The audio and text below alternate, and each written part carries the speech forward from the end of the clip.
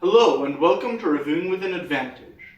This episode we're going to review the hulking monstrosity of a book, Chronicles of Darkness, Dark Eras. Now Dark Eras is a pretty unique book among the Chronicles of Darkness in that it actually catalogs and shows you the history of the world through the eyes of the various supernatural races. Now, Chronicles of Darkness was kickstarted, and in that Kickstarter, many of the settings were voted upon as stretch goals. So many stretch goals were reached, in fact, that another book entirely, The Dark Era's Companion, is set to come out soon with even more alternate histories. Now, I won't be reviewing each and every era presented in the book, or even going over them all, as I believe that you should buy the PDF to support the company.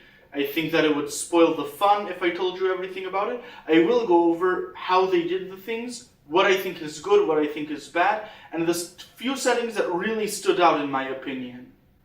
Each period in time that was focused on in the book Dark Eras focuses on one or two of the supernatural races in Chronicles of Darkness and delves into them, their society, their intrigues, the possible campaigns and plot hooks that you can throw at them, and what will happen in the next few years of the time period. There are a lot of races in Chronicles of Darkness, so each race got one or two different periods in which it's focused on. Now, I especially liked the eras in which they focused on more than one race. However, I think that they should have combined the races and their culture more.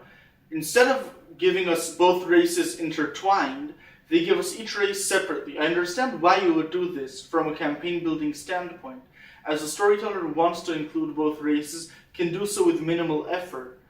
But I think that it takes away something from the game if you're admitting that there's more than one supernatural entity present in the city, but not showing how they affect each other in a massive way. Even though each setting only focuses on one or two of the races, you do have a sidebar present in each setting showing what the other supernatural races are doing in the time and area.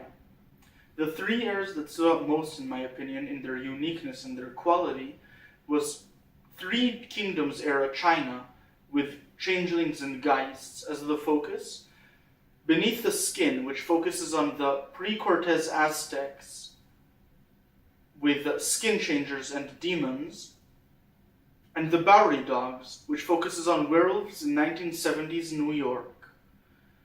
I think that these settings show us a whole different aspect of Chronicles of Darkness that you can play. The first two settings focus on non-European central fantasy and history. I think that this is a fresh change of pace for the American and European central fantasy that we're used to. While the last setting shows us a modern day setting, or near modern, with the twist of the added supernatural. 1970s New York was a rough place, and it can show you how that place can be rough also for supernaturals. So all in all, Chronicles of Darkness, Dark Eras is a really good book. My biggest complaint will probably be that they didn't mix up the supernatural races a bit more and make them more involved with each other. But this is my complaint to the whole Chronicles of Darkness line, although with the Beast they mitigate that by making a really crossover-friendly splat. What I think they did really well is the sidebars. The sidebars are always very informative and very fun to read. They have more historical information on the people, information on plot hooks, and information on other supernatural creatures in the time and place of the setting. These are all really helpful to storytellers who want to run a game in the time and place of the setting.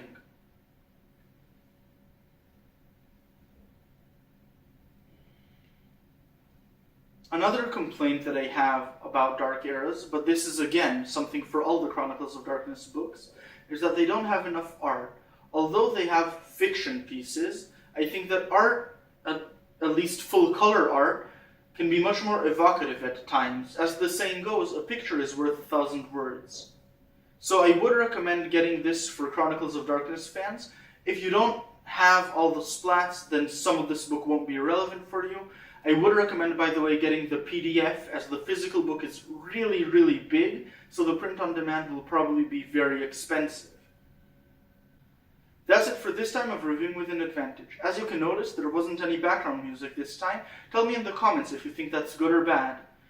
Don't forget to like, share, and subscribe.